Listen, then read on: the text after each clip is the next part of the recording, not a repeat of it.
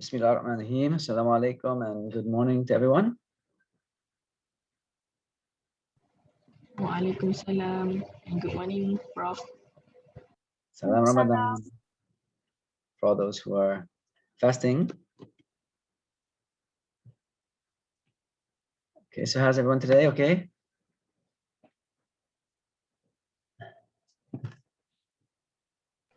Okay, Prof. So we, for those of us in the Muslim community, since this is a class on community development, so we're in our third, for the community who is celebrating Ramadan. This is our third day of fasting. So I hope everyone is okay and you can stay awake during the class. I'm going to try and have more interactive types of activities today, so to help you to stay awake and not give into your desire to doze off in the middle of class. So I'll try to cut down the lectures on the straight lecturing today, inshallah. So let's just give our friends a couple more minutes to sign on, and then we'll get going. Does anybody have any questions or comments or concerns before we start? Anything at all? Anybody want to share? Was the homework, how was the homework? Okay. Susah? That's susah. Susah. Susah, really? But I was looking at your answers. You did very well. But the questions is like confusing. Oh, you found it confusing? Yeah. Farhana, what was confusing about it? Like for example, for the first question, what is the type of community? Yeah. I don't know what is the answer because when I search in the internet, I saw internet tulis rural, urban, suburban. Good. That's good. That's good. It's a good observation on your part. In fact, that was kind of the point of the question, was for you to think about how community is being defined by the policy. So that's a good way to start the class, actually, Farhana. Thank you for asking that question. So let me just I just want to share my screen. So, good job. Okay, so you remember our first class, sorry, I think it was second class. We were talking about the definitions of community, the different definitions of community, right? This is actually not a very straightforward answer to that question, because remember we had three main definitions for community in the slide in the lecture on the principles and objectives of community development. Remember I started with the definitions. And so there were three main, you can see here, there are three main definitions of community, right? So, and as I mentioned that during that lecture, the most obvious one that people usually refer to is a territorial or geographic area. So, Bangi, UPM, so some sort of geographic community, right? Your neighborhood, your kampong. But then the other two are a little bit more difficult to define. Okay, so we had one is social interaction, like a social interaction group. Okay, so and it says here the properties of in terms of having a body of members, a collection of social roles, a set of norms. All right, but it's just really a network. It's just an interactive social network. Okay, they don't really share anything else that's much deeper than that. So for example, like as it says here, he gives a bank as an example. A bank is where people come in, they do business, right? They interact, but they're just there to do business. It's not very deep, it's not very meaningful, but it's just a social network. So any kind of social network where people have regular interaction, that can also be defined as a community. Okay, and this includes online communities. Right? A lot of those online communities that we're involved in are really just social networks, but they fall under the definition of community. And then the third one was this psychocultural unit. So this is the one that is a bit deeper in terms of its the bonds that people share, yeah? A bit more meaningful, because here you have religious groups, you have cultural groups, groups that share similar norms, similar values, right? So there's some kind of identity that they share based on their common values or norms or something. Okay, so this one is a little bit deeper than just the social interactive group as community. Okay, so these are really the three core definitions of community, and so that's why I was hoping you'd kind of look at that question from this perspective. Which of these three does the policy really refer to? But I mean, most of you, I went through several of your answers. You did a very nice job. You were able to answer all the questions, and there is even some differences in how you answered the questions, which was fine. I'm not really so much looking for the right answer. I'm just looking at sort of how you answer the questions. In fact, I didn't even really have an answer key for that homework assignment, but I did go through some of them, and so I can kind of see where you're at. So does that clarify does it clarify for you a little bit, Farhana? So in terms of the policy, what were some of the communities that were referred to? If you can look at it from that perspective I just gave. Who wants to share? For the first question. Let me put your glass back to the first question. Hi. I did on the first question. Yeah. Should I share now? Sure, go ahead. I did for the first question. I found mostly social and geographical. Okay, all right. So such as, for example? For how about I share my findings, like overall later? Or should I just share now? You can share now, it's fine. We're having a discussion now, so it's fine. For example, social, I can't remember. Oh, you want to present your second. findings? I can let you share the screen if you want. Sure, okay. May I know Farida is Farina here? Yes. Okay, I will share our findings. Okay, so you're gonna share for your group. Okay, so you're getting us started, Nabila. Thank you. So let me stop sharing. You can go ahead and share.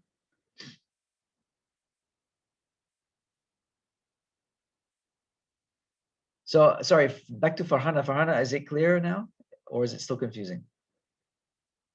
Be honest. Please be honest. If it's still confusing, that's fine. Honestly, it's still confusing. Okay, maybe let's see when Nabila presents her findings. Maybe it'll. All right. But anyway, what were you saying? I cut you off. I'm sorry. What were you saying?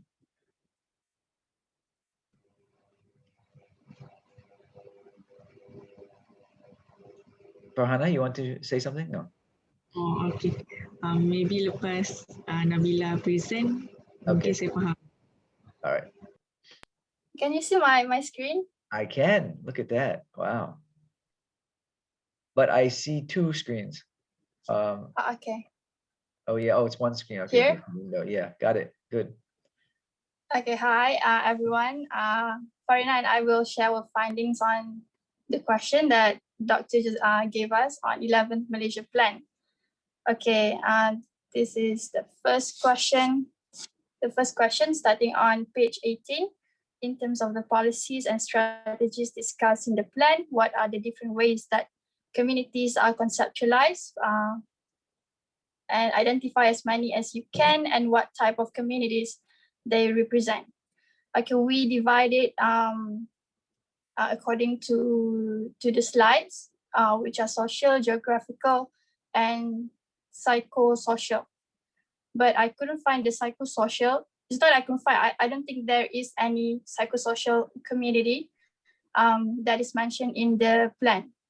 For social, I found there are B40 community, Bumiputra community, M40, female community. I'm not sure if it's true. Youth community, Kelab Buku Negara, indigenous people community, Indian community, Chinese community, persons with disabilities, and unemployed community.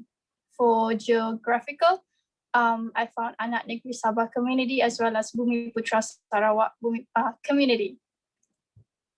Okay. Okay, that's a lot of communities. All right, so let's wait. Let's go back. Let's stop there. Let's discuss this first. Okay, so you said there's no psychosocial. You cannot find any psychosocial definitions of communities that fit under that definition. Mm-hmm. So you think the, for example, the Chinese community or the Indian community that are mentioned in the policy, you and the Bumiputra community, for example, those are what types of communities? Social. Yeah, but what kind of communities are they? They're describing what kinds of communities specifically. Race. What is their, yeah, it's their racial ethnic identity, right? Mm-hmm. Okay, so is racial ethnic identity more a social network, or is it a psychosocial commonality that they share? Remember they share norms, so they share psychosocial. Sure, they share history, they share norms, they share values, right? They share culture, right? So I think those would be more a psychosocial type of community, right? Along with indigenous people, right? In fact, most of these I would actually argue are actually psychosocial communities, except for like youth community, female community. Those are very generic. But even those, you know, there are certain norms that Malaysian females share, that youth in Malaysia share, right? So you could argue that those are actually more psychosocial. And even B40, I'm not sure about, well, M40. I mean, when you talk about socioeconomic status, which is what B40 and M40 are, you know, they also do share certain values and norms, but not really across. It's quite diverse. So I think, yeah, I think those would be more social types of social networks. But I think most of these are actually psychosocial because they do refer to groups that share certain norms and certain values based on their definition. Indigenous people, definitely. Club Rukun Negara, that's a good one. What do you guys think? Club Rukun Negara. What is Club Rukun Negara anyway? Does it even say in the policy? I don't think it does. Anybody ever heard of Club Rukun Negara?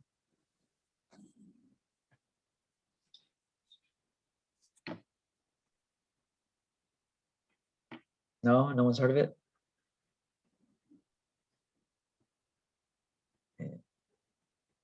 I have, but I don't know, like their beliefs, their, yeah, you know. Yeah, usually a club though, I think would also, I mean, because usually what brings them together is their shared values or their shared sense of purpose or mission or something. So again, that's more of a psychosocial, yeah, psychocultural group rather, not psychosocial, psychocultural group. The social network group is just a group, is just people that interact because of work or because of doing trade, doing business. You know, they are, it's circumstance, you know, I mean, that's more social interaction, social networks. You know, those that share deeper values and deeper identities, cultures, and so forth, those would be the psychocultural groups. So again, it's not always so clear cut because some of these, they share kind of both elements. So don't worry, I'm not going to ask you on an exam, you know, which type of community is this, but you can clearly see that there's some that are very psychocultural in their nature. So Farhana asked, is it considered interaction? Sorry, I closed up on me. Club Rukun Negara. Yeah, it's probably a social group rather than a psychocultural group. Yeah. So that one I would agree with. That's also social. Okay. So anyway, but there's a mix here, I think. And then geographical, clearly those are. Now again, Bumiputra Sarawak, Anak Negeri Sabah, they do refer to a geographic area. So yeah, those are.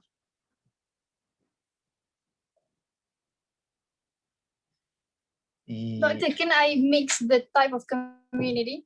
Like as Bumiputra Sarawak, there's like exactly psycho-cultural and geographical. They can, yeah, sure. That's why I was thinking, because Bumiputra Sarawak is not just people from Sarawak, right? It's Bumiputra Sarawak, so specifically to that specific ethnic group. right? So yeah, they share the characteristics of both, definitely. Okay, so, and often, often it's how the community sees itself, how they define themselves, and what's important to them, like Bumiputra Sarawak, maybe they emphasize more on their Bumiputra, their identity, their ethnic identity, rather than the fact that they're from Sarawak. I don't know, just as an example, but it really often depends also on the community themselves. Okay, so Isa asked, female is considered as gender or community? That's a very good question. It's definitely, obviously it's gender, but can a gender be considered a community? That's the big question, right? So in this case, I would probably say no, only because, it depends on how women, how women really see themselves. Obviously it's not a social community. It's not a social network of any kind, right? So that would only leave geographic. It's definitely not geographic. So is it a psychocultural group? Is a gender considered a psychocultural group, a specific psychocultural group? Do females as a whole, as a group, do they share certain values, certain norms? Kind of hard to really say. It's quite a big group. So to call females a community, I'm not really sure. I would probably say no, but maybe somebody can make an argument for it. I don't know. Anybody else have an opinion about that? Any of you guys? What do you think? Hadi? You're quiet today, Hadi. Your camera's off, Hadi. What happened? There he is. Nice to see your smiling face, because you're one of the few students in the class that always has the camera on. So, Hadi, what do you think? Any opinion on that? Females as a community. Can we call an entire gender a community? Hey, there's Jesse. Hi, Jesse. Yeah, I think basically, how to say actually, It's okay. You don't have to. I'm just asking if you have an opinion on it. Yeah. If you don't, that's fine. Yeah, maybe I think women think they can be considered as a community, but I don't know how to explain it to you. Sorry, Okay. sorry. All right. Well, maybe just think about it for now.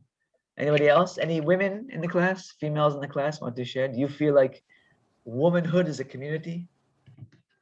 Can you call yourselves a community of women?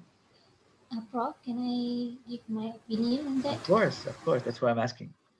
All right, okay. I feel like we can consider female as a community because if a community, as what we learn, we need to share a certain belief, or that community have a certain characteristic, same characteristic. Okay. Even though a female community, it's very wide, the range is very big, because each female have their different personality, different characteristic, and different beliefs, but at some point they share same tendency. Maybe like a female, they have certain characteristic which is same mostly. So I feel like we can consider female as a community. Okay. All right. Thanks, Pravina. Thanks for sharing your view on that. Yeah, I mean, you're a woman, so that's why I was curious to see what the women thought of that. And the same goes for the men. I mean, we can also say, can males consider yourself a community? Farhana agrees with you, Pravina. So again, it is often how people in that group define themselves. Like I said, how they perceive themselves. And clearly in the policy, what's interesting is that in the 11th Malaysia Plan, it is emphasized the female workers or females or development, female development or female employment and stuff like that. So they're identified, right? And a policy doesn't really identify genders. It focuses on communities because it's usually communities that are in need of policy interventions. They need something, right? So in this case, they want to make sure there's balance between men and women, or males and females, in terms of workforce and income and all those things. So I think the fact that they're identified in the policy, you could make an argument like you did, Pravina, that they are a community. Okay, so yeah, so good. All right, good justification. Okay, so let's ask maybe Nabila, can you continue with the second question now? All right. Okay, for the second question, on page 25 of the review, the targets mentioned reflect on emphasis on which communities within Malaysia. Why does the plan emphasize those communities? This is my answer. Based on page 25, the targets mentioned are B40 community as well as Bumiputra community. They have focus on both of these community. One of the reasons why MP11 is focusing on B40 community is because of the income gap or inequality that is happening in Malaysia, still happening. Even though statistics say that mean and median income increase over the past years, it still does not help if the relative gap widen. For example, a low-income household earn double as what they earned last year. At the same time, a high-income household's income doubled as well. This makes the rich stays rich as well as the poor stays poor. That's right. For the Bumiputra community, MP11 focuses on Bumiputra is because of the unemployment rate as well as the incidence of poverty among this community, much higher than other races. The incentives in the MP11 will help in poverty eradication among Bumiputra in order to improve its socio-economy. Okay, very good. So yeah, so these are the two communities that are mentioned specifically, the B40 and the Bumiputra. So I think if you could give the policy itself, one of the overriding themes of the entire policy is this issue of inequality, right? And it's really interesting because we're going to look at something after this in the class. We're going to do another activity, another group activity. It's a short article, but in that article, the author makes an argument that development itself you cannot define development only by like gross national income or gross domestic product, like the indicators we saw last week, right? It doesn't really, his argument is that it does not fully reflect what a developed nation is, okay? And so clearly, I think from this policy, you can also see that the government at this time, at least when they wrote it, was very, very much concerned with the issue of inequality, right? And you can see that development, it is a real threat to development, right? And so that's why clearly there is so much emphasis on these two particular groups, right? Especially now, these are different groups. One is B40 is not defined by race, it's defined by socioeconomic status, whereas Bumi is defined by race. So it's like a group within a group kind of thing, right? So these are two different communities, right? Okay, so yeah, I think you've summed it up quite well, Nabila, and Nabila's group. Farina. And Farina, thank you, Nabila and Farina. So what do you guys remember from last week's class? What do they call that indicator? Apa nama tu yang indicator for measuring inequality? Do you remember the name of it? Who remembers the name? Gini. Yeah, Gini. Thank you. The Gini coefficient, right? Gini coefficient. So we saw that the Gini coefficient is rising in Malaysia, like it is almost everywhere else as well. And that's a very, very serious problem, right? Very serious problem. Okay, let's move to question. Any questions about that? Did anybody have a different answer?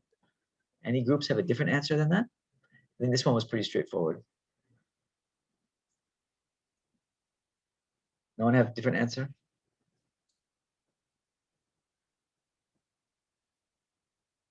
So I think, it's important. It's good that we look at these things, because then we can begin to understand the psychology and the rationale of the government. Any government, regardless of what government's in power, it doesn't matter. I'm not talking about politics. I'm talking about, the government and their policies and why they choose to design their policies, that they do, because if you read this policy, the whole thing is B40, You know, there's a lot on Bumi Putra, but it's a lot more, especially on B40. And if you read it, you say, well, why are they so concerned about B40, B40, B40? Well, you can clearly see once you understand how these things are, especially inequality, how it threatens development, you can see why they're so concerned. And B40, you're talking about 40% of the population. Okay, that's almost half of the country. So it's a very big community, right? Very big community. Okay, Q3. Let's move. Q3. I'll pass the slide to Farina. Okay, Farina, you're up. Okay, so for the question 3, what is the plan's thrust regarding empowering human capital? So the plan's thrust for this empowering human capital is the third one, which is accelerating human capital development for an advanced nation. And also, what are the core strategies? So for this thrust, there are 11 core strategies, which is these strategies are divided according to the priority areas, which it has 4 priority area, and these are the strategies. A1, generating skilled jobs. A2, raising salaries and wages. A3, enhancing management of foreign workers. A4, improving labor market conditions. B1, strengthening workers' rights. B2, increasing female participation in labor force. C1, raising quality of education. C2, prioritizing quality over quantity of the VAT. C3, improving education for all. D1, developing industry relevant skills. And lastly, D2, promoting contribution of society and industry. So A1, B1, C1 is the according to area. So yeah. And which groups are prioritized? Next slide. Which group are prioritized? There are 7 groups.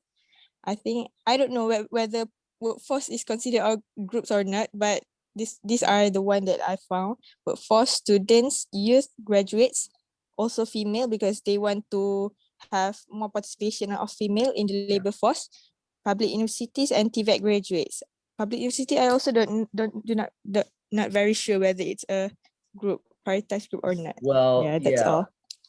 Yeah, thank you, Farina. Very good.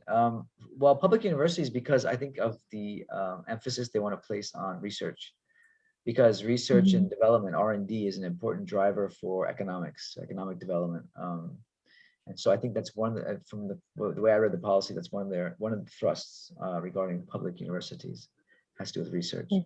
Can we go back up to the this previous core strategies?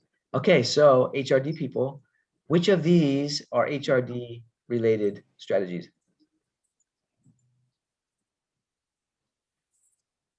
So if you're an HRD officer working for Sime Darby, which of these strategies are you going to be responsible for implementing? Or are you going to be paying close attention to? Prof, maybe for the A1, generating skilled jobs and also raising salaries and wages. An HRD officer, you can raise salaries and wages.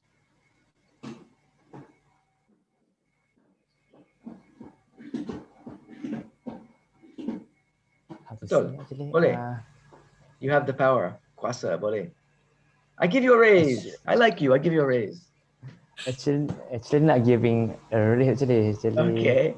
What I want to say is actually give basically a feedback for the employee so that he can give raise for the very good. Okay. Very good, very good. Yeah, so you are sort of the conduit, the go between the, helping the decision makers to make those decisions about salaries and wages. Yeah, betul. So generating skilled jobs. Okay, so yeah, skills. And you see there, it's not just there, D1, developing industry relevant skills, right? And even, I mean, if you talk about here, they're talking about, I think, more formal education, but workers' rights is another one. HRD officers are very much involved in workers' rights issues, labor laws, and so forth. Okay, improving labor market conditions, enhancing management of foreign workers. Some of you may be involved with companies that have a lot of foreign workers, so that will also definitely be an HRD related task. How about increasing female participation in the labor force? What can HRD officers do about that? Siapa tahu? Recruit more female. Yeah, actually, absolutely. Recruit more females, right? And this also depends on the industry. In the industry, you know, like in some industries, it's the opposite. There's not enough men, right? But I think in most, especially like in manufacturing and those types of companies, yeah, you're going to see a lot of imbalance there. So yeah, you can recruit more female. Okay, so there's a lot here very much related to your role as HRD practitioners. And so you'll be very much involved in these implementation of this kind of policy. All right, so it's important to keep in mind. Can you go down to your, Farina, can you go into the Prof. slide? Prioritize groups. Okay, workforce. Yeah, of course, the workforce is priority. The well-being of the workforce, the health of the workforce. Now, of course, COVID-19, memang it's a big issue. That workforce has to be safe, has to be healthy, and not just physically healthy, but mentally healthy as well. Right. So students, you guys, youth, graduates. Okay. So again, it's that same issue of young people, youth unemployment, right? Even among graduates and so forth. Right. So this is the priority. TVET is another one. Okay, they're trying to really, why are they emphasizing TVET so much? Who knows? Why is there so much emphasis on TVET now? Prof, actually how TVET works. Like I did some research, but I still don't understand how it works. Yeah, so TVET is interesting. So TVET is technical and vocational education and training, right? So there's a lot of we have in Malaysia, there's tons of these. I think there's like 10 ministries or something, maybe not that many, but Ministry of Youth and Sports, Ministry of Human Resource, Ministry of Higher Education, they all have their own types of training and educational centers for technical and vocational education, right? So IKBN in the Ministry of Youth and Sports, right? Community colleges, right? So they train young people on getting skills in different professions, vocational training. So like how to be a aircon repairman, or how to be a plumber, or much into. And so they're skill-based, but of course, a lot of those types of skills, people go on to become entrepreneurs. They start their own businesses and so forth. And also a lot of them involve technology, right? So training young people on how to repair, robotics or machines on assembly lines and stuff like that.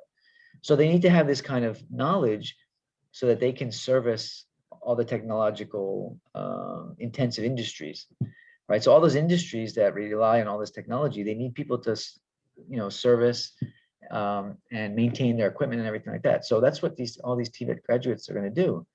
So of course, the more highly trained TVET graduates you have, it actually, there's a lot of opportunity for them to get good paying jobs and have good careers. And especially because everyone's moving towards more technology. Now you have AI, you have automation in factories and stuff like that. So TVET is becoming more and more important for the economy. So that's one of the reasons why they really want to intensify TVET, right? And then also a lot of young people, especially young males, especially, like look at our university. Do you guys know the percentage of students that are the ratio male-female UPM? Siapa tahu? UPM, what's the ratio between male and female students? Just look at your program. You can see the imbalance, right? Males are like an endangered species at UPM. Male students. It's like an all women's university almost. So so a lot of course TVET attracts a lot of males, a lot of the young men. They like technical types of fields. So that's why they want to increase the the capacity and the prestige of TVET, so that more people will go into it, and then inshallah they'll get be more skilled, become entrepreneurs, etc. Okay, does that answer your question, Farina?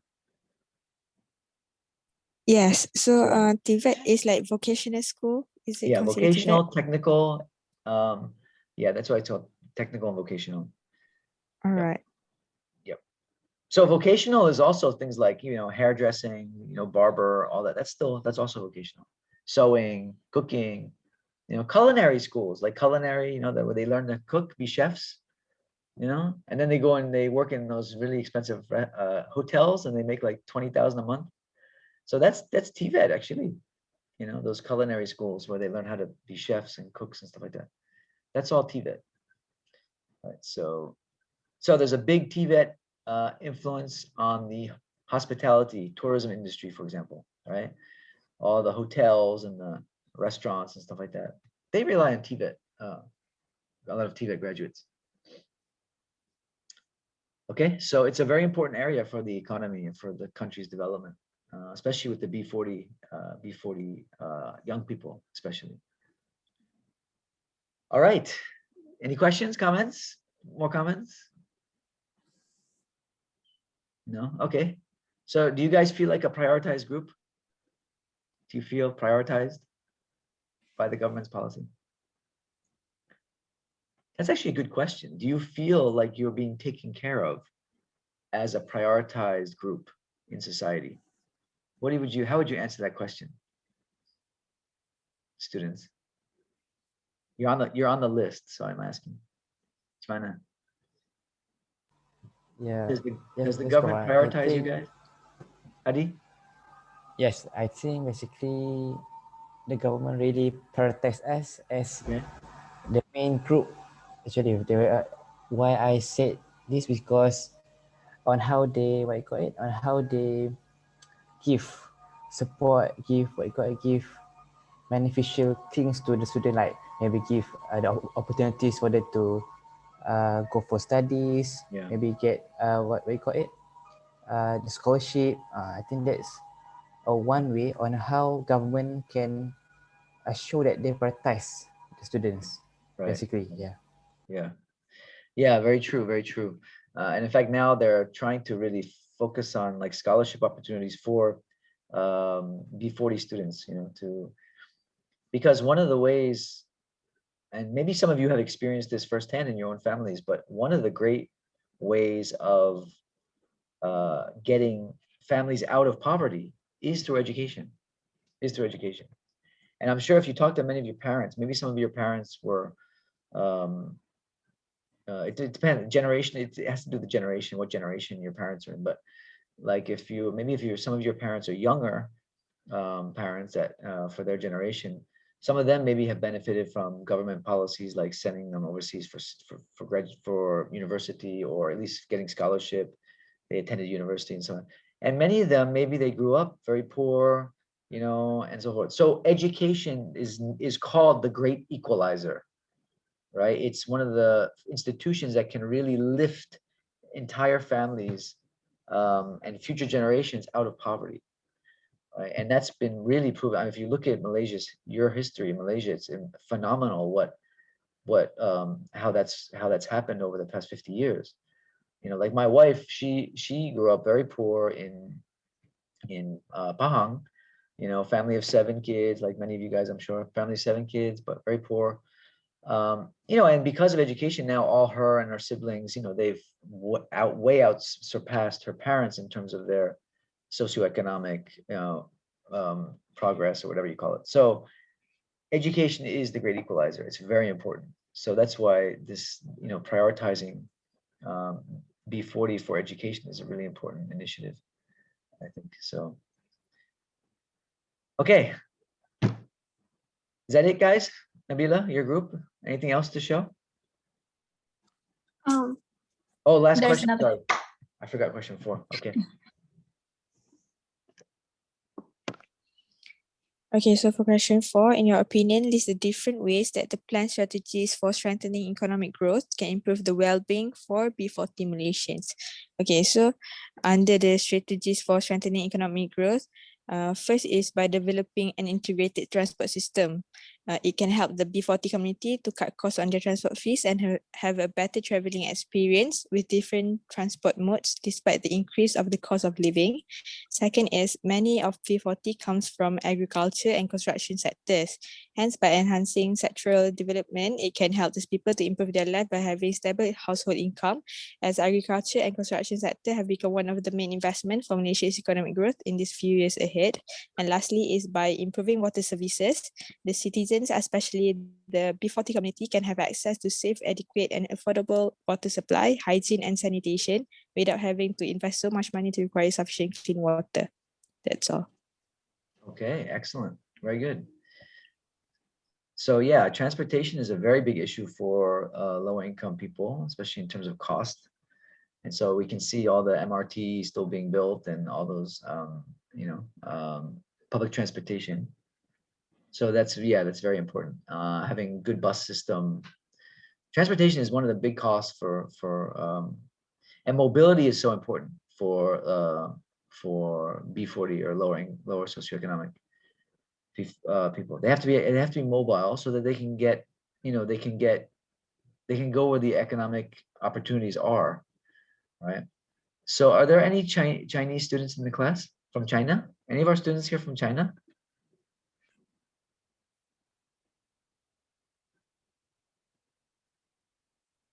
Yes, doctor. I'm sorry, who? Oh, Bao. Okay. Bao, can you tell us, maybe you don't know about it, but I know because I've studied a little bit about the Chinese government's initiative to build high-speed rail throughout your country, high-speed train. Yes, Yes. doctor. Yes.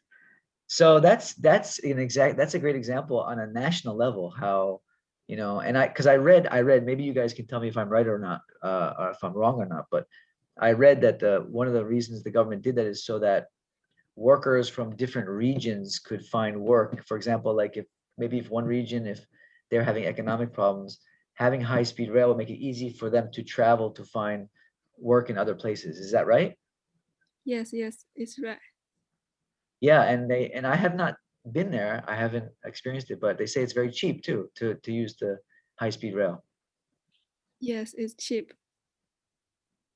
Yeah, so that's exactly it. That's exactly the reason. So your answer number one, Nabila and Farina, is very true.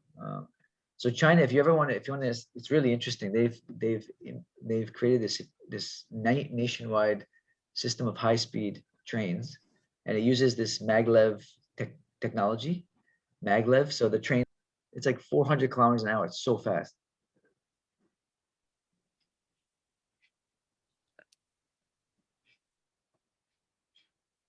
Anyway, maybe I'll show you a video later of maglev trains. Okay. Okay. So yeah, transportation is a very big one. Okay. And then number two, agriculture and construction sectors. Okay. So yeah, I mean, this is the importance of having good data. So the policymakers can see which sectors are most of the B40 working in, and then how can they further develop those sectors, right? And of course, agriculture means rural areas, right? So a lot of the rural areas is where a lot of the B40 people are. And construction is, actually construction in Malaysia is a lot of foreign workers as well, work in the construction sector. Now, three is interesting. I'm curious as to why you guys chose to talk about the water service. Because under the strategies, the fourth area, I think there's like a strategy to improve the water services. Okay. So yeah, I think when like that. So you're talking about their general overall well-being, because clean water is essential, right? I mean, yes. But I'm not sure whether it's correct or not. Like, well, sure. I mean, it is correct in the sense of it does play a very important role in their overall well-being. And of course, water is absolutely essential, so it cannot be very expensive, right? They have to maintain, keep it cheap. So that is very important. Of course, hygiene and sanitation are critical, especially in urban areas. Okay. So does any of the other groups want to share what you had? Maybe you had something different for this one? Any of the other groups?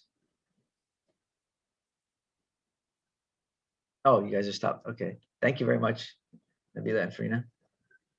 Thank you. Any other groups want to share your answers? We have about 15 minutes and then we're going to move to the next.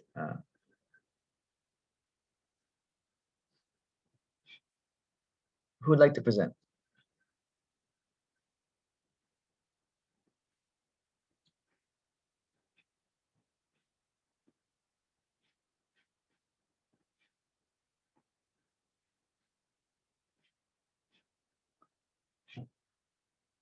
Anyone?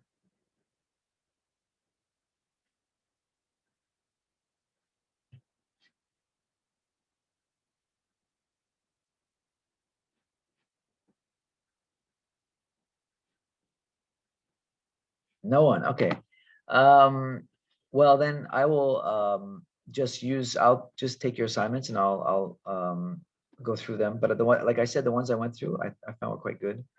I won't share them without your permission, so don't worry. But some of the other ones, for example, the strategies on economics, there were some others that were mentioned. Okay. So in terms of advancing technology is another one, right? So the development of technology can help to increase productivity, right? So that's another thing that the government is always worried about, is productivity of workers, how to make them more productive, right? And good infrastructure is not only on transportation as well, right? Good infrastructure is also on housing, for example, and road networks and stuff like that. Okay, so infrastructure is another important one.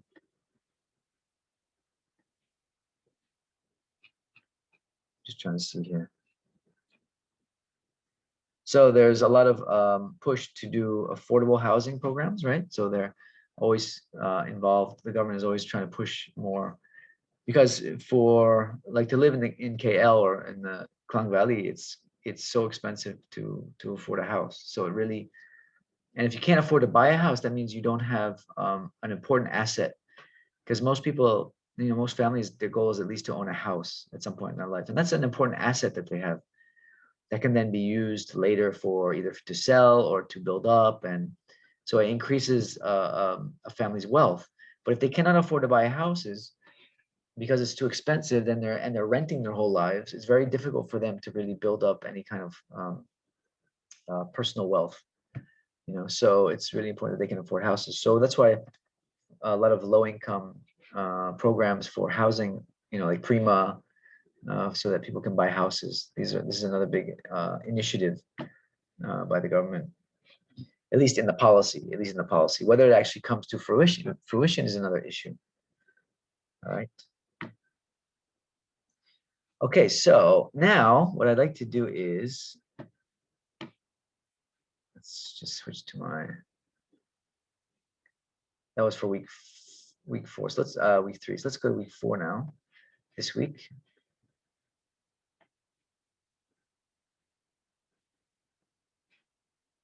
Gonna have something, either a quiz or an exam. Okay, it's gonna be either a short exam or a quiz.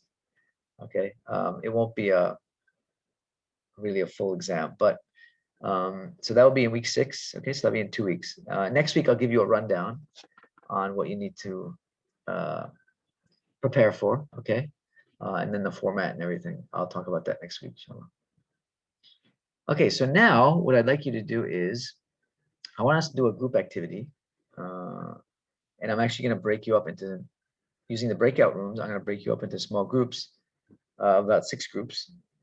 And so I'm gonna, if here you can see in Putra Blast, I've made a link here for this handout. It's a short essay, and what's interesting about this short essay is that it was written in 1969. Okay, so it's very old. It's 52 years old. Okay, but what's really interesting is it's called The Meaning of Development. And so in the class, this I think he's a professor, but he critiques the meaning of development and how it's measured, okay, at that time. And the reason I like to, why this is a very good article for us now, even though it's so old, is that many of the things that he talks about in the article are now sort of coming to fruition, coming to reality. So he was sort of predicting what was going to happen at that time based on these definitions of development and how development was measured at that time. Okay, so I'm going to break you up into small groups. And then as you can see here, there's 3 questions I want you to answer as a group. All right, now, let me first warn you, this is not easy reading. All right, this is kind of it's a high level of academic English. All right, so that's why I want to put you in groups and let you sort of work on it together and see how you can do it, how well you can understand it. As you see here, there's 3 questions. All right, the first one is, according to the author Sears, what are the necessities of development? Okay, so he talks about, in his opinion, what are really the necessities of development, okay, rather than how it's been defined or how it was defined at that time. Okay, meaning he's critiquing this GNI, the use of the gross national income or the gross domestic product. And we talked about that in the first class, right? On indicators of development. And these are 2 of the major indicators of development. But he critiques them. He says these are not good. These are not good indicators, and he explains why. So so to him, what are the necessities for development actually? Okay, and then he talks about, why can't increases in GNI or GDP be used as accurate measures of development? Okay, so then again, why do these not work very well? And he explains in his own opinion. And so I want you to try and answer that question. Okay, those first 2 are not that hard. Okay, they're not that hard. You should be able to answer those pretty easily. The third one is tricky. Okay, the third one is quite hard. And the reason it's quite hard is because of the way he explains his answer. It's quite difficult. But I want to challenge you because I believe you guys can do it. So I'm going to challenge you. It's a bit difficult, so work through it. So I'll give you, you can start off by taking, we'll take a few minute break, just to rest, just to, take a 5-minute break, and then you can start after I put you in your groups, okay? And then I'll give you like maybe 20 or 30 minutes to work on this, and then we'll come back and the groups will report out. Okay? Any questions? So No, sorry. bro. Yeah, go ahead.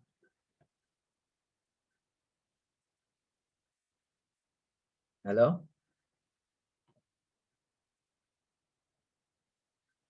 Was there a question? Leon.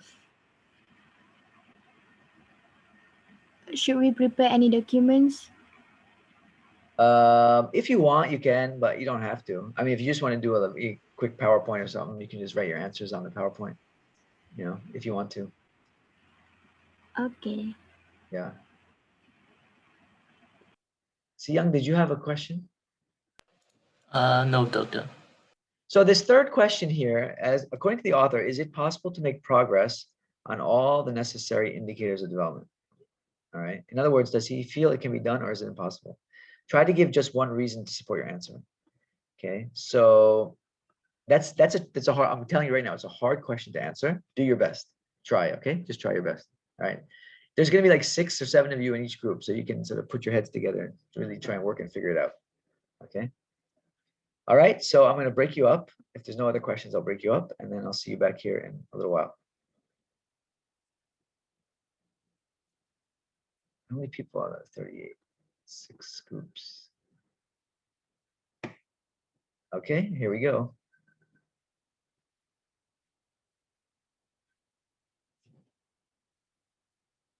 So you should be getting your invite to join the group.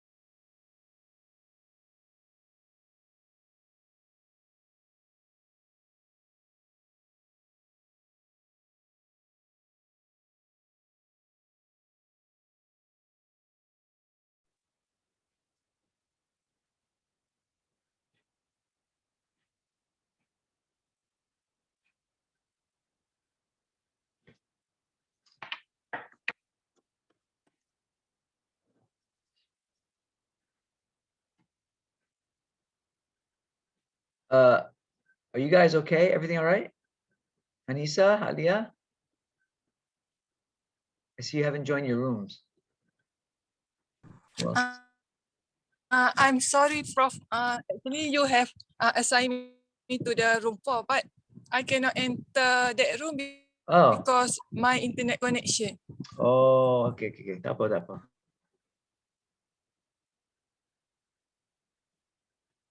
I don't know where Hanisa is.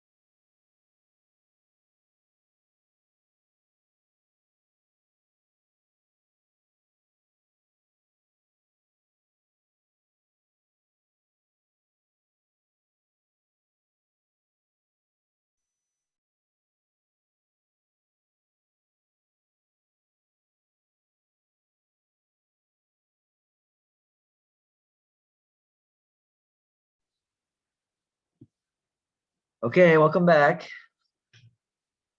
So did you guys take your break or not yet? Would you like to take a break now, or did you already take your break? Yes, please. Yes. Okay, go ahead. Okay, go ahead. Take a 8-minute break. Thank you, Prof. Okay.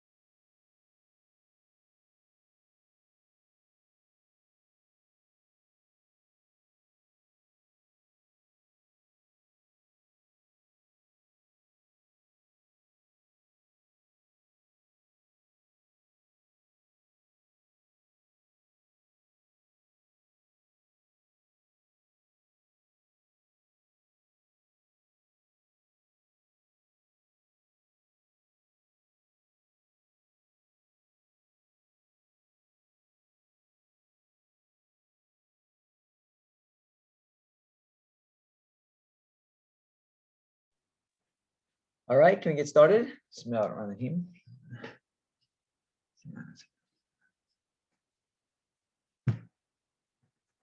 Okay, so how was it? Hard? Was it hard to read? Hard to understand? That's probably it. Yes, It was for quite me. hard. Yes, quite Yes. hard. Were you able to answer the questions? Some of the question able to answer for. The Some of last the questions. question like we didn't enough time. Can you just speak a little louder? I couldn't hear you. The last question is like not enough time to find the like more answer actually. Oh, okay. You didn't have enough time. Oh, I'm Yeah. sorry.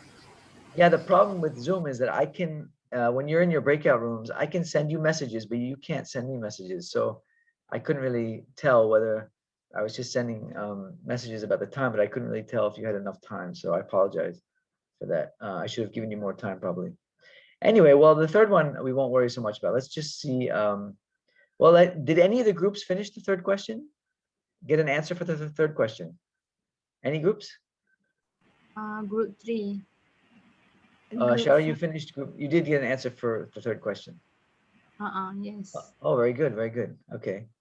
So which group would like to start? Who would like to share your findings first?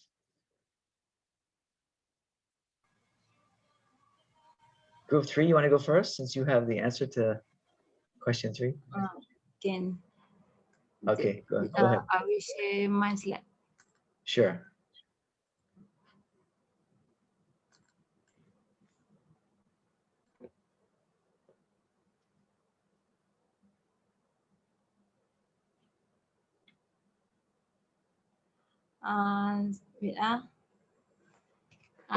Wait, Doctor can see? Yep, can. Okay. So after we discuss in number 1 is according to Sears, what are the necessities of development? So we found that according to Sears, the necessities of development is not merely economic but political and social as well. And also we found that the state about the achieve an increase in the national income of developed countries. And also the necessities of development to fulfill the stock of food for human needs, to have a basic need such as clothing, footwear, and shelter, and also to send off something without which personality cannot develop, example a job, and also provide a study to the youth. And also when a country experience a reduction or eliminations of poverty, inequality, and unemployment, it will cause the development. So that is for the question 1. Can I continue with the question 2? Sure, go ahead. Okay, so for the question 2, we found that why can increase in GNI or GDP be used as accurate measures of development? So there is always uneven and unequal distributions of income. It's caused by the ethnic and skin color. So Okay. for the last question is that according to the author, is it possible to make progress on all of the necessary indicators of developments? So from our view, yes, because we can make a policy and regulation by fulfilling the basic necessities of people such as food, clothing, education, freedom of speech, and basic needs. So that's all we can, what we discuss. Okay. Nice job, group 3. Thank you for sharing. All right, very good. Next group. First, we'll let everyone present, and then we'll discuss the answers. Okay, good answers. Would like to go next? Which group? Group 1. I just go down the room. I have group on my breakout room list. Group 1. Ani's group. Jinyu, Jesse, Isa, your group. It's okay. Don't be shy if you didn't answer all 3 questions. Just present what you have. Prof, can I go first? Okay, go ahead. I'm from room 5. Okay, yeah. Okay. So for the first question, we didn't prepare any slides. Tapa is okay. It's okay. So for the first question, the necessities, the first one that we got is enough food. The second one is job. And the third one is religious and ethical standards. And that's all for the first question. And Okay. then for the second one, why GNI and GDP cannot be used as an accurate measure? It because GNI and GDP only measures the financial development, not the non-financial development such as health and so on. So and also there is a huge gap between rich and poor people, in which the development may only occur at the privileged groups. Okay. All right. And then, for the third question, um, from the author perspective, we think that he feel that it is impossible since in the last paragraph he said that lastly it is very hard if not impossible. That's Okay, that's as far as you got. That's fine. Okay. yeah. All right. Thank That- you. Yeah. Yeah, the third one is a little bit complicated. Actually, what he's doing in the third one is, the third question is not, he gives series of arguments like for and against. So it's kind of hard to see what his own position is, but he says it's a difficult answer to really, it's a difficult question to answer, he says, but the way he goes about it, it's, and a lot of it is economic language, so it's not easy to grasp, but I just want to see if you guys could, get something from it. So, all right, thank you, group 5. Which group would like to go next? Prof. Okay, Hadi. Yeah. Okay. Hello, Prof, and good evening to all of my friends. I forgot I'm from group what? I think Yeah, from group 2. Group 2. 7. Oh, 6. Group 2. Group 2. All right. Okay. Okay. All right. Okay. Sorry. Okay. Basically, based on our discussion before this, basically, and also we also didn't prepare any slide, Prof. Sorry for Right. that. No problem. Okay. Basically, let's go into the deeper regarding the three questions. So basically, for the first question, what are the necessities of development of the country for the, what you call it, the country for the, basically the first necessities or the importance, important things that the artists want to highlight is, the first one is basically job or employment. The second one is the reduction of poverty, and the third one is resources, whereby in the in the article actually, the author use the terms as food. So basically what we understand is they want to use it as resources. And other than that, there's also a point whereby the author want to highlight the equality during that time. And the last one is the economic development, like what that I think group Sai or group before this, Ushara said just now, actually, regarding the economic, actually, if the economy is not, is very important, but the social development is also important during that time. So let's go to the second question, whereby why can't increase Gen I or GDP be used as the accurate measure?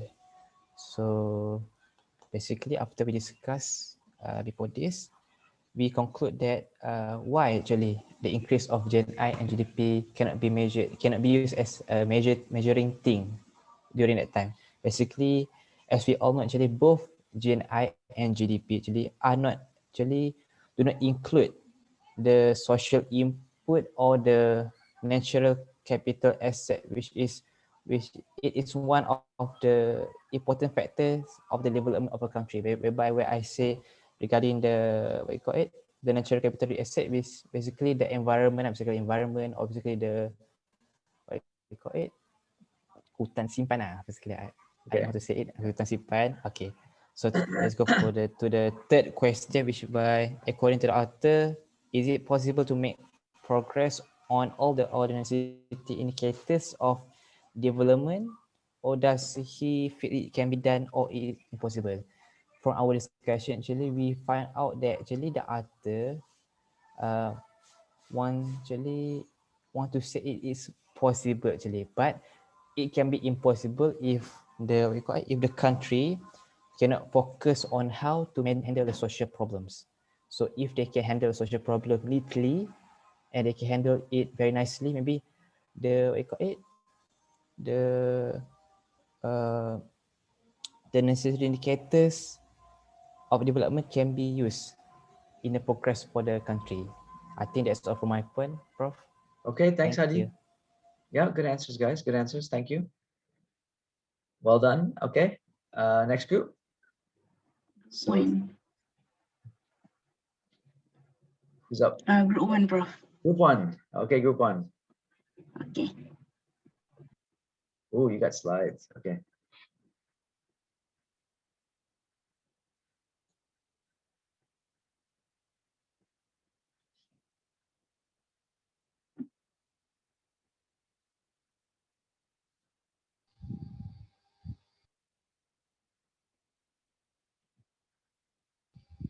Okay, good afternoon to Prof. Latif and all my fellow friends. So I am from group 1. So based on our discussion for the first question, according to Sears, what are the necessities of development? So we found that for this question is the answer is basic needs, income levels, job, equality, and economic growth. So as a conclusion, according to Sears, we need development because economic growth is seen as indicator that contribute towards the development. So a good economic growth for sure will be able to increase the income level and also provide a job opportunity, especially for those who are living in poor conditions. In addition, we need development to address the inequality because everyone should have an equal right to have access for the employment, basic needs, and this can help to reduce the social barriers between poor and high income. So that's answer for the first question. I pass to Chima for the second question. Okay, why for the second question, why can increase GNI and GDP as accurate measure? The first answer is lack of data, especially on farm output. So the income distribution be unequal, which the price very little than the weight of the output. Second is that rich in most countries tend to have extremely high propensities not merely to spend but spend on goods and service with high foreign exchange content. The country suffering for an acute foreign exchange bottleneck. Third is countries relying on growing export of manufacturers could lead to raise their profit, especially foreign companies. And next. For the third questions, according to the author, is it possible to make progress on all of the necessary indicators of development? In my opinion, from what I found, the author said that it is impossible and it is very hard to achieve all the necessary indicators of development. It is because social problems is hard to be solved. As we can see in the last paragraph, it says about the equality, about the job unemployment, and also the technology that causes the social problems to be arise. I think the author is trying to see that the government played a big role in addressing these issues, but from his point of view, he thinks it is impossible because no matter how hard we try, there will be weaknesses in some place, even though we can improve it by having policies and regulations. So that's all from my group. Thank you. Okay, great. Good effort. Thank you, group one. And one or two more. Group 6 has to go. All right, Prof. I would like to represent my group. And group 4. Okay. Can you guys hear me? Yep. Go ahead, All right. Okay. We starting with the first question, like the necessities of development. As previous group say, we also found out the three main points, which is unemployment, poverty, and inequality distribution, especially on the food. And the second question is why can't increase in GNI or GDP be used as an accurate measure of development? So we have found out, like we extracted some points from the article itself, which are the national income figures published for most developing countries have very little meaning. And the second is lack of data on the three aspects that we have mentioned in the first question, which is poverty, unemployment, and inequality distribution. And lack of data on hard to measure even over unemployment, since unemployment registration does not exist or covers only part of labor force. All right. The next, okay. The third question we are not able to answer, but we managed to discuss a little regarding is it possible or impossible. Majority agrees on it is possible because the author have like raised the issue and also the issue through a question. Meaning there is a question, definitely there will be an answer for it. So it's like a stimulating what are the problem, at the same time he's giving the solution as well. For example, this one is my perspective, Prof. It's not from my group That's because fine. we're not. That's fine. That's why I'm asking you. Go ahead. Because in that article, the author have mentioned regarding import and exports goods and services. Okay, I'm not sure whether the exact words, but it's what I summarize, which is to more give importance on exporting goods rather than depending on import. And secondly, it's a reduced political liberty, whereby the author have also mentioned the rich does not have that the experience of being poor or being in a situation like a lack of food or lack of necessities. So it's like they have opinion. They just have an opinion to resolve that problem. They don't have the experience. They never been get the experience to become a poor. So they just like giving opinion on that. They like avoiding themselves. So we need to like reduce the political liberty as well, because they also have mentioned the political liberty have like a turun temurun, like they got distinct from the history itself, because the king always, the rich will be the rich, the king have always like have their properties uh, safely to them. So something like that. That's what I understand from the question. It is Okay. possible unless we haven't answered the question that have been raised by the authors. Okay. Very good. Nice analysis, Farina. Thank you. Okay. All right. Is that it, or is there one more group? And there's one more group. Group 5, right? Oh no, 5 already went. 4. Group 4. Anybody from group 4?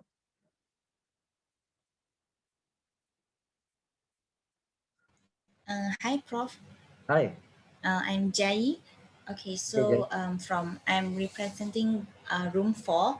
So for the indicators, for the necessities of development, we actually only found 3.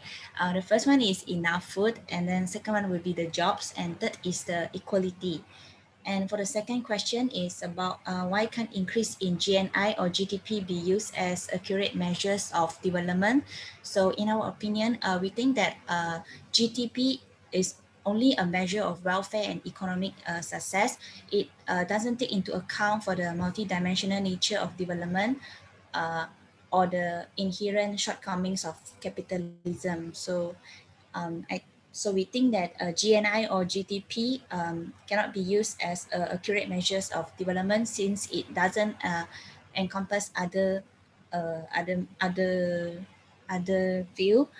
And then for the third one, according to the author, is it possible to make progress on all of the necessity indicators of development? We found out that it's almost the same as the other group. We found out that it is impossible to make the progress on all necessity indicators, mainly because of the social problems. Yeah, so that's all from us. Thank Great. you. Okay, very good, guys. You did very well. Given the limited time you had, and then the fact that it's a very challenging piece, actually, even though it's short. But I think you gleaned a lot of the important points. Let me just share my screen here so I can just, where is it now? Okay. So, yeah. Hang on a sec.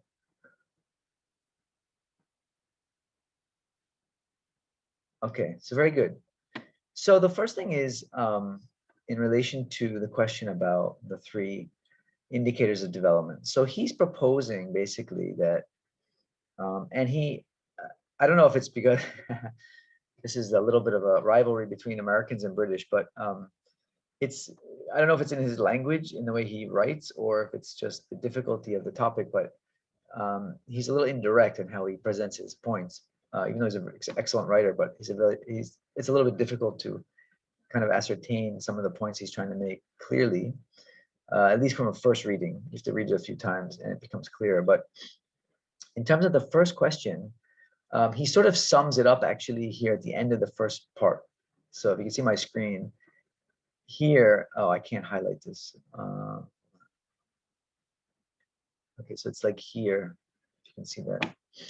He sort of sums up his argument to the first part. And he mentions things like food and stuff like that. But what he's really getting at is these 3 things. Okay, so he says the questions to ask about a country's development are therefore, what has been happening to poverty? Okay, what has been happening to unemployment? And what has been happening to inequality? And he says if all 3 of these have declined, then beyond doubt, this has been a period of development for the country concerned. If 1 or 2 of these central problems have been growing worse, especially if all 3 have, it would be strange to call the result development, even if income doubled. Okay, and so what he's saying is that the current GNP, GDI, all these indicators are just indicators of income only, right? And even if it's per capita, do you guys remember what per capita means?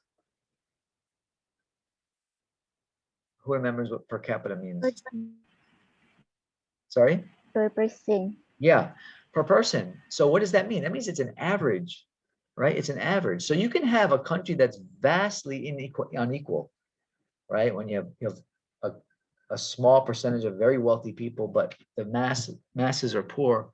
And per capita, the average income may still be pretty good because those people who are very rich are very, very rich.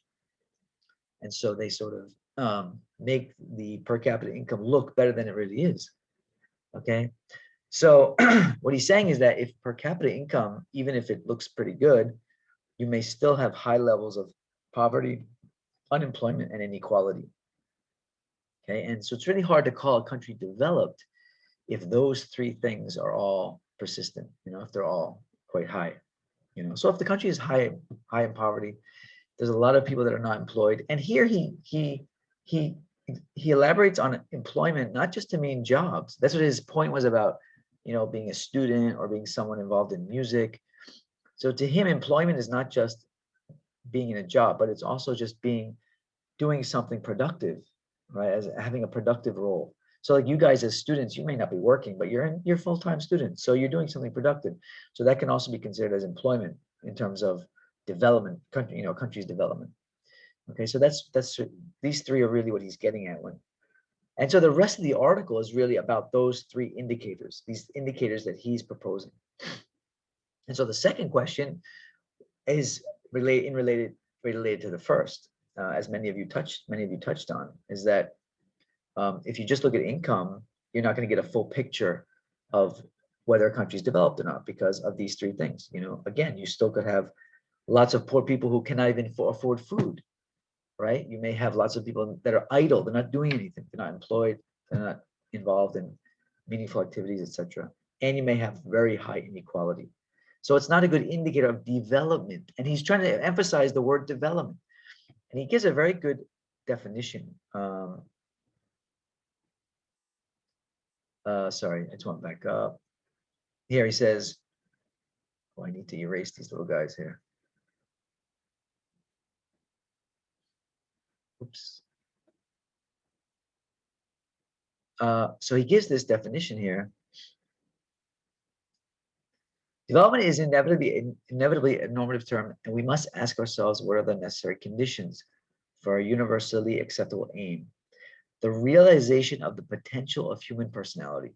So that is to him development.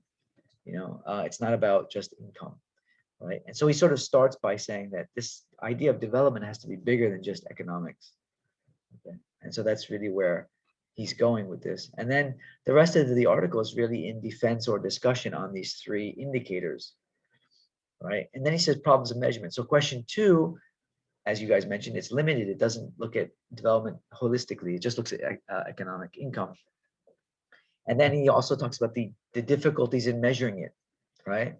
And he talks about, especially in developing nations, data is not readily available. It's not accurate, right? It often has a lag effect. Like in other words, it's the data they get is actually reflective of previous years. It's not up to date.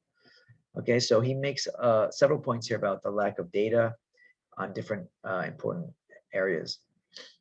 But then he even critiques his own definition, because he says here, like, there's a lack of data on poverty, for example, right? So even the definition he gives, it would also be there'd also be limitations because of the fact that it's hard to get data on these things. Like here, data on poverty is hard to come by. It's not accurate and stuff like that.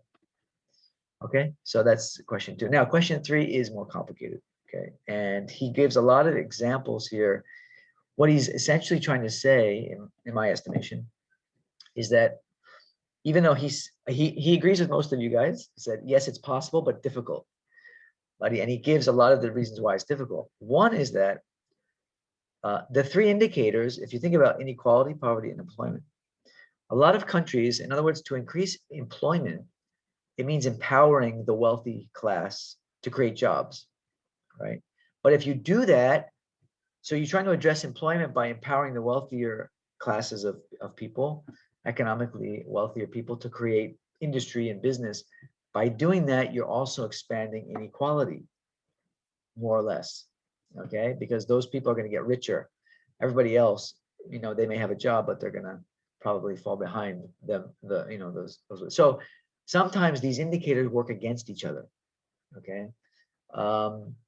And so he gives a lot of examples that sort of reflect that reality, that these indicators can actually work against each other.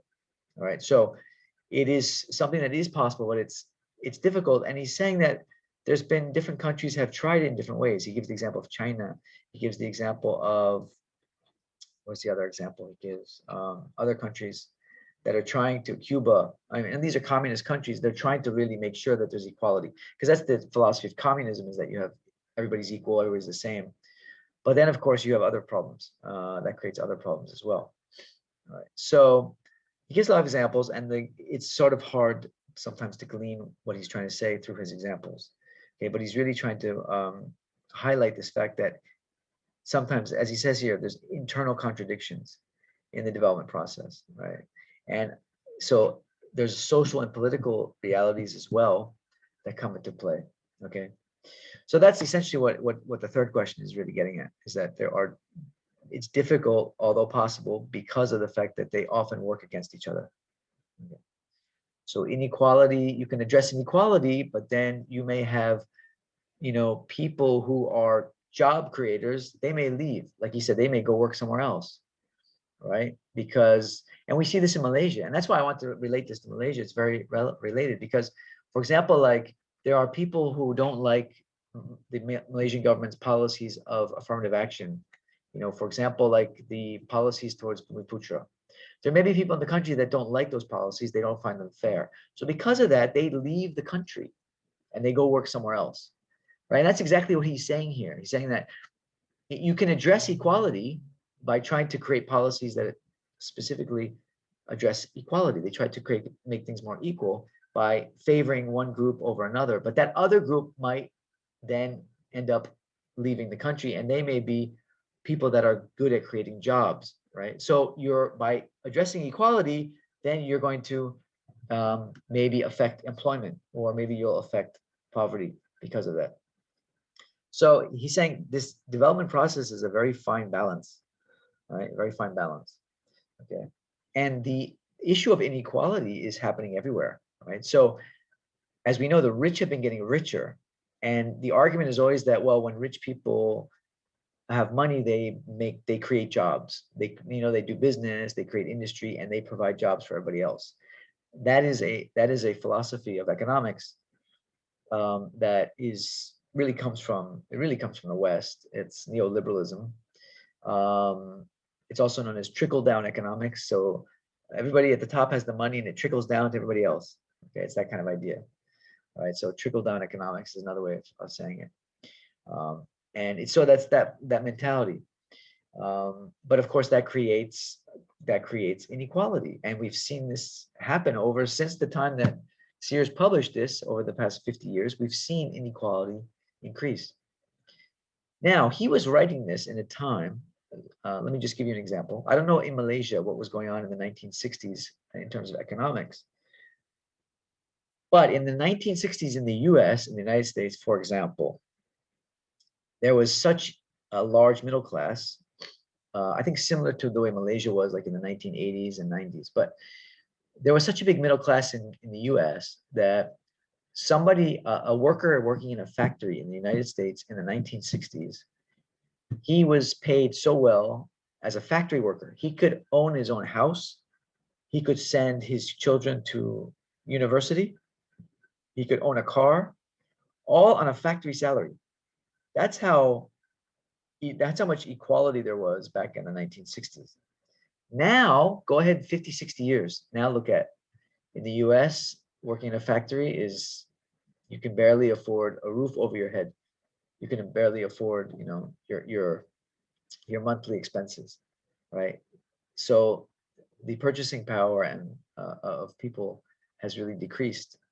Okay, so there's so much more inequality now. So he was actually sort of predicting what was happening, these trends that were going on. So it's very interesting, and even though it's an old article, I think it does give another perspective of development that is really important to consider. Okay, there's the social and political elements of development. It's not just about economics, although it's often defined only by economics. Okay, so that's really important to know and to keep in mind. Any questions about any of that? So we talk about community development. Of course, this is one of the reasons why community development is not just about economic development, although, of course, economics is an important part of it, but it's only a part. We have to consider the social and the political realities as well when it comes to community development. And that's really the point. Okay, so good job. Very well, very nicely done.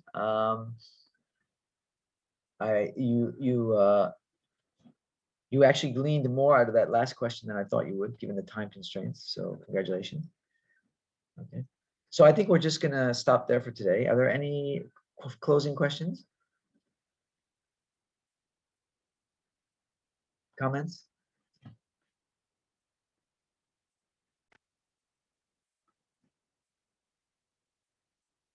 No? Prof, I have question. Okay, Farina. It's about Gaia Island villages. Are they considered as B40 community or something else? Oh, definitely. Yes, they're quite all right. Yeah, they're quite poor. They're quite poor. Yeah, in fact, Gaia Island, most of the people there, they're either fishermen or they work in like the Filipino market. If you know Kota Kinabalu, you've been there. They have the big Filipino market right in KK on the water there, because it's right across from the Filipino market is Gaia Island. So they just take a quick boat ride, and so many of them, they'll come and they'll sell their arts and crafts, or they'll sell food, food products or something. So they are very poor. Yeah, very poor. Although the younger generation now, like the ones that in the youth association, the leaders there, when we were there a few years ago, they were already many of them were already starting to go to university, like technical, like TVET schools and stuff. And so they were doing better than their parents. So I think, inshallah, the next generation will be, I think, a bit better off than the ones now. All right. Yeah. Okay, any other questions?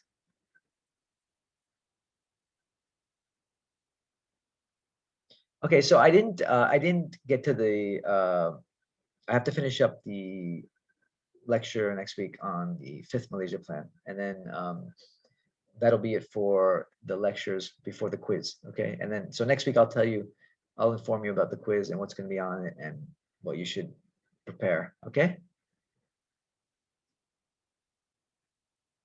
Okay, Okay, Prof. Doctor. All right, so everyone have a good day. For those who are fasting, selamat berbuka, and inshallah we'll see you next week.